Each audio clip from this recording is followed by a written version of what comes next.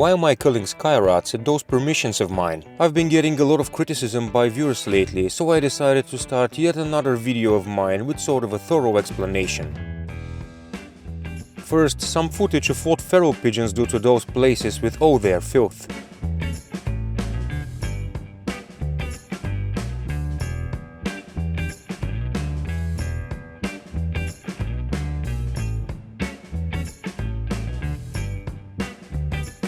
And now a short video clip proving once again that what most people think works in repelling those birds is actually absolutely useless in the long run. They simply adapt to everything. Except for the one thing that always gets the job done: an accurately directed metal projectile traveling at a considerable velocity towards its target. I trust that's enough of an explanation, so now let's get to the pigeon popping part.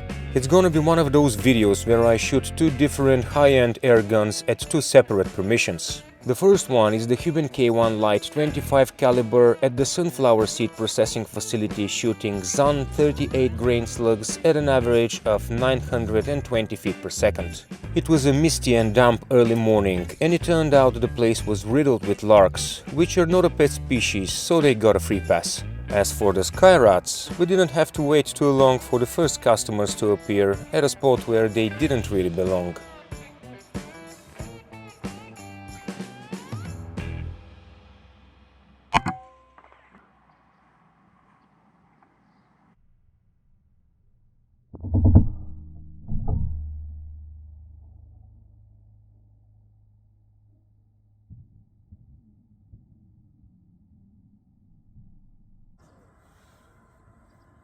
My little feline friends came running almost immediately after they heard the crack of my first shot.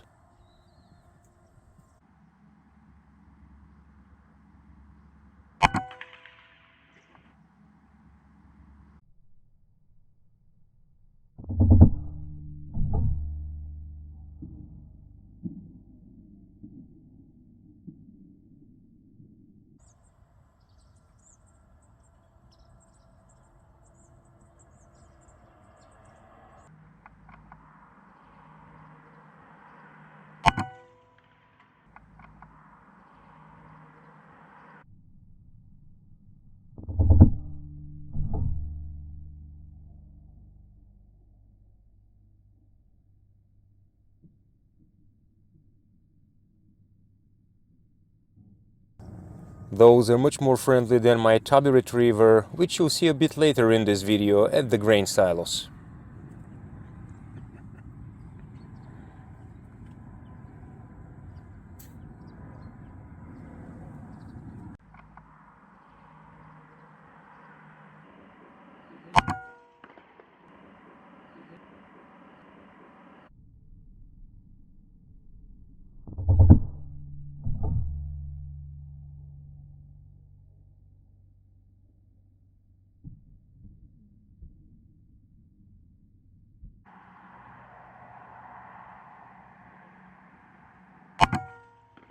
Bra.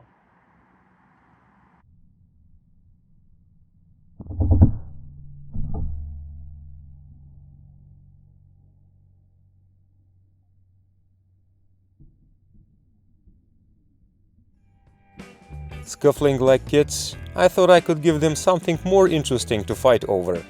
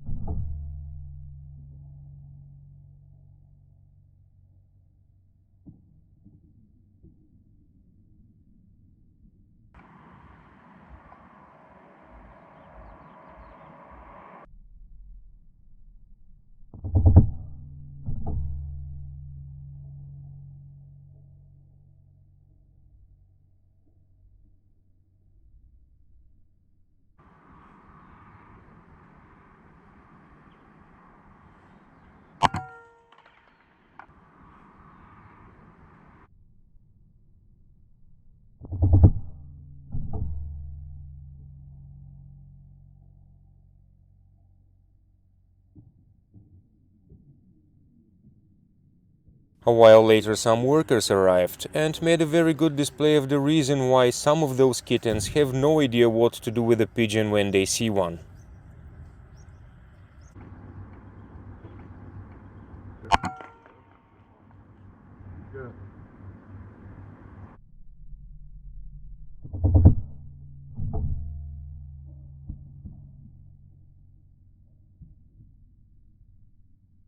An hour after we had started shooting that day, the amount of humidity in the air was still insane.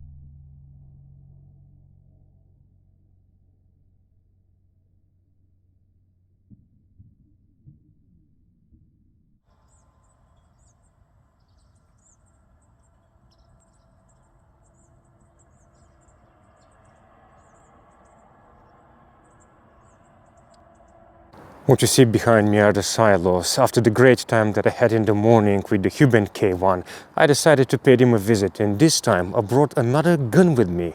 Let me show you. It's the RTI Arms P3 Performance version, chambered in 22, shooting 25 grain airgun slugs at 920 feet per second. Also credit to Ryan the Iguana Hunter for the awesome scope coming rig he makes. 74 yards.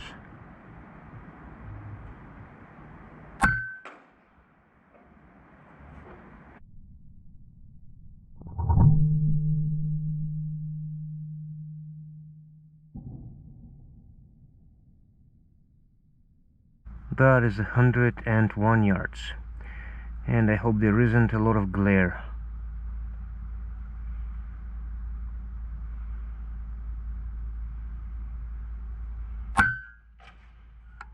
Whoa!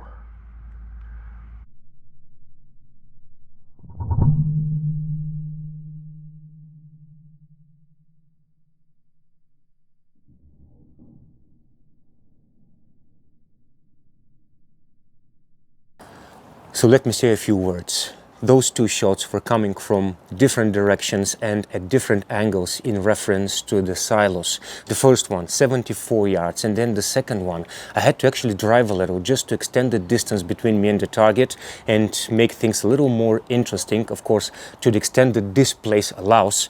And it was coming from this direction, 101 yards, spot on. It's great to have a reliable gun like the RTI Arms P3.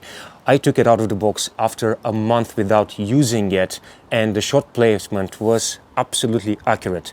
If you've seen my previous videos, I was shooting primarily my Huben K1 Lite, and as soon as I took this gun out, it was great. And I know that you're waiting for this. So is the cat.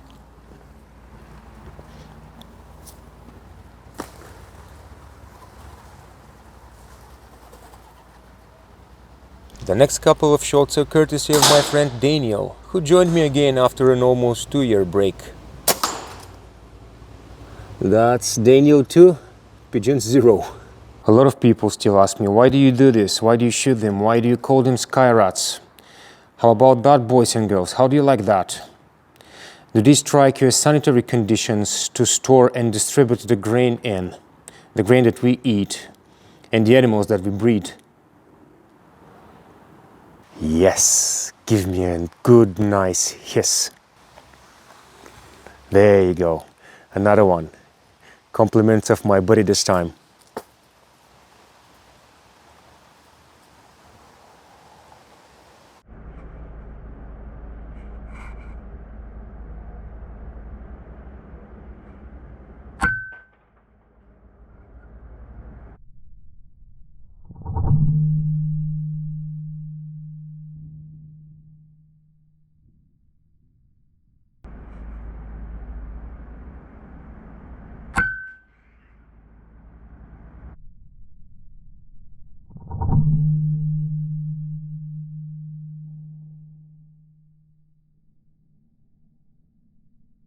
Those shots were at 55 yards and the angle was extremely steep, close to 50 degrees. And as for the two birds, they belong to what they call corvid species. The first one was a jackdaw and the second one was a crow. As you could tell, I placed the shot to the rear of its body, but it was the only thing that I could see. Shooting upwards, there is a very comfortable corner on one of the buildings. Let me show you.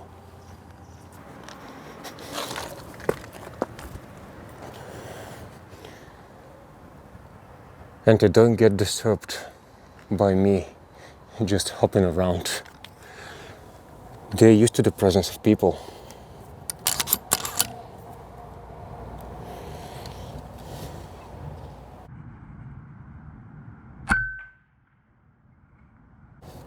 Okay.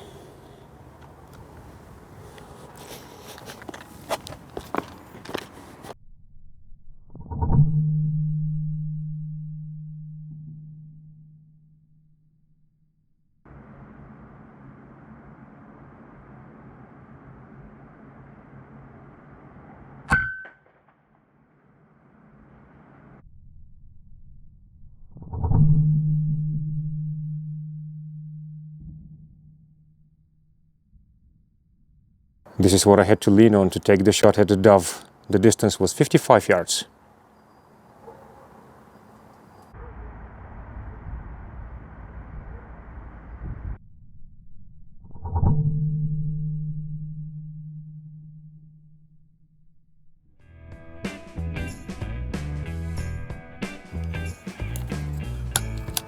I don't make a lot of those two guns in one episode videos, but believe me when I say, it really is twice the fun. Stay tuned to my YouTube channel and follow me on Instagram to make sure you don't miss all the interesting stuff and new shooting gear I plan to present in my following videos. Thanks you guys, and I hope to see you on the next one.